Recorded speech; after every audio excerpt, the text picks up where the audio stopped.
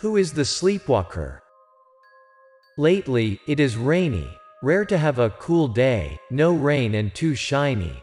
But today the weather is good, so I got a mood to tell you another story. Hope you guys entertain a bit. I have a best friend. His name is Henry. He is a therapist. A week earlier, me and Henry met up and get drunk together. I got a very thrill case lately. My friend is such a wimp. His tolerance to alcohol is not that much. He got drunk and bare a red face after a few cups of wine. Then Henry tell me about his recent patient. What happened, buddy? I asked after instantly. That might interest. Henry gotta met a lot of patients, but to let him remember so that he could tell me like this much be a special case. That night, there was a man came over to my place. My friend recalled. Through his words, I could imagine how the patient looks. That is a man in his 30s. He wore a shirt and a couple of folded pants. His face looked pale, emancipated, and his eyes looked soulless. On top of that, he brought along a clever toddler. Even the baby wasn't that small, but he used a baby carrier to bring the baby in his chest. My name is Daniel. I'm a single father. Henry invited him and his baby to sit down. Then he started to introduce himself. He told my friend that a half-year ago, his family got some financial issue, so they had to ask moneylender with a very high interest to get it through. He got a very high pressure of money. His wife was unable to stand, so she had hang herself. I'm unable to pay the interest and the debt anymore, so I have to run all the way here with my son. I'm praying every day. Just hope I could put food on the table and the creditors could not chase us out. He was in a very difficult situation that was both miserable and blameworthy. So, how could I help you? The issue here isn't money, honestly. My issue is about our rented apartment. I faced something weird lately in my apartment. It gets me headaches and really tiresome. A few days ago, while he was sleeping, there was a sequence of laughters from his son in the silent night. The noise made him awake and unable to get to sleep. From the day his baby was born, he has rarely cried. He usually laughs, but in the middle of the night like that have never happened before. Daniel was unable to sleep, so he turned the lights on to check it out. Once the lights turned on, he stared to what happened in the cradle oppositely. He was very frightened, so that he have stranded right up straight as a spring. Inside the cradle, his son was sitting and laughing happily. His hands were holding the cradle's bar. A few seconds later, the baby still laughed and reached his hand up as if he was playing with someone. Daniel was looking around but saw nothing. There were only Daniel and his son in that silent room. The baby was acting very weirdly.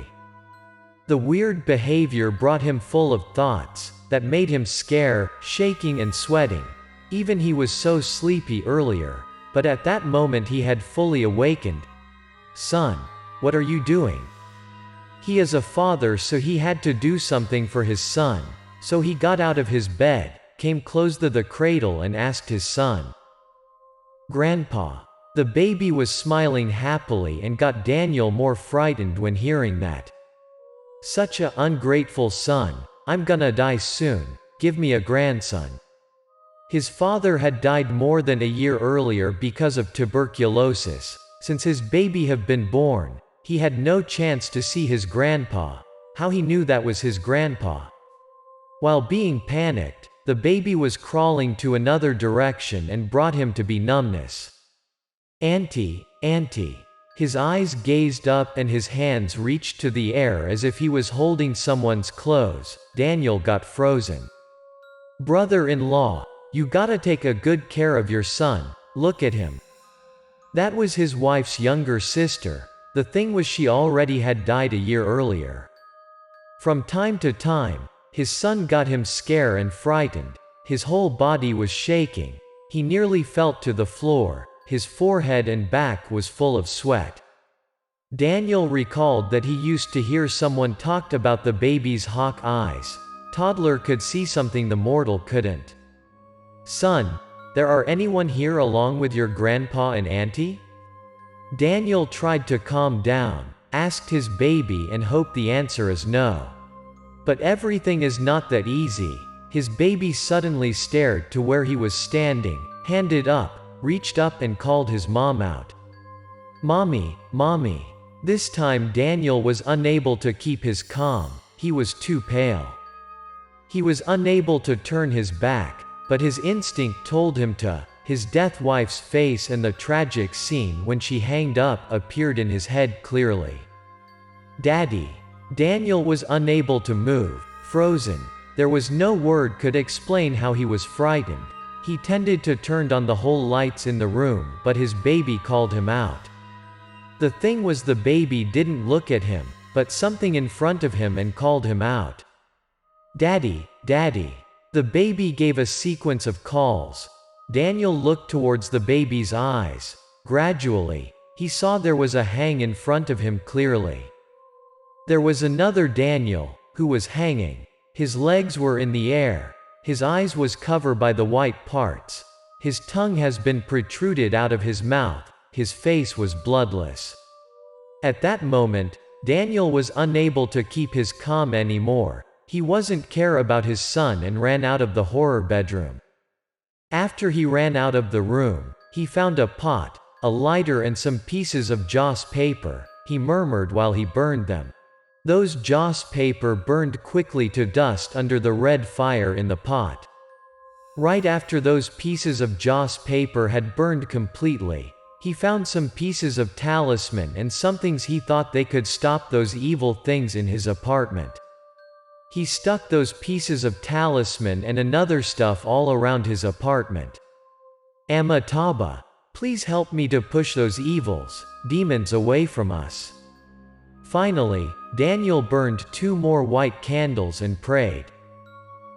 After Daniel finished the procedure, the sequence of his son's laughter gradually faded out and stopped.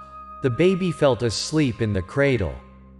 So, the one needed help as his son?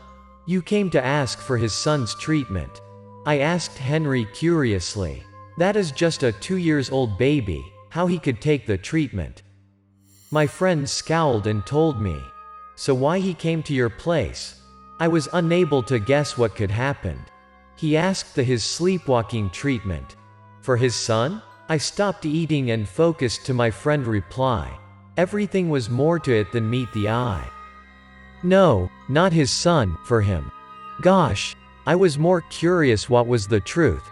My friend continued. After what happened to his son a few days, Daniel was tossing and turning all night. Daniel didn't worry. He just tried to go to sleep. And another more frightened event happened in the next day, when he woke up. Once he woke up, he realized his apartment was likely to have a burglary. The whole apartment was disordered, but he seemed unable to hear anything. He have slept as a hare. That was not a big deal. There was another thing make him in a numbness. The cradle has been opened. His son got disappeared. At that moment, Daniel thought about the worst scenario. Did the creditors find him out and took his son away? He had scared to death and nearly called the police, but his cell phone was nowhere to be found. Even the whole apartment had been messed up. His old cell phone also got disappeared, but oddly, the money and his personal paper was still there. That was no way to be burglar or creditors. The vital thing was all the doors still got locked, even windows. There were no sign of force open door, so who took his son away? Kidnappers or creditors? Why they didn't take the money? He bombarded himself with questions. While he was panicking and didn't know what to do, he heard a sequence of scratching noises under his bed. He shed a thought. He felt his son might under there. He came close to the bed, squatted and threw his eyes under the bed. As he thought, the baby was sleeping there. Daniel gave a sign with a relief. He tucked his baby in carefully. The baby was still sleeping so that he didn't know what happened. After all, Daniel squatted and put his hands under the bed to check out again, since he have seen a shiny thing earlier. He found his phone, and unable to explain why it had been there with his son. After picked up his phone, he was surprised by what he saw in the screen. There was a called number, and it took couples of minutes. That was his son, the sleepwalker? Why he asked you to give him treatment? I asked surprisingly. Rationally, everyone think like you, but to be frank, how a 2-year-old baby could open his cradle? Climbed out of it? Took his father's phone? And then sneaking under his father's bed? Is that possible he was doing all of that when he was sleepwalking? Henry seriously considered. Looked like he was sober at that moment. So, what are you gonna do? To be honest, Henry was right. There was no way a 2-year-old baby could do all those stuff, so the sleepwalker might be Daniel. Shit. Obviously, in this case, I gotta ask Daniel to go to the hospital to check out. I'm unable to diagnose and make decision.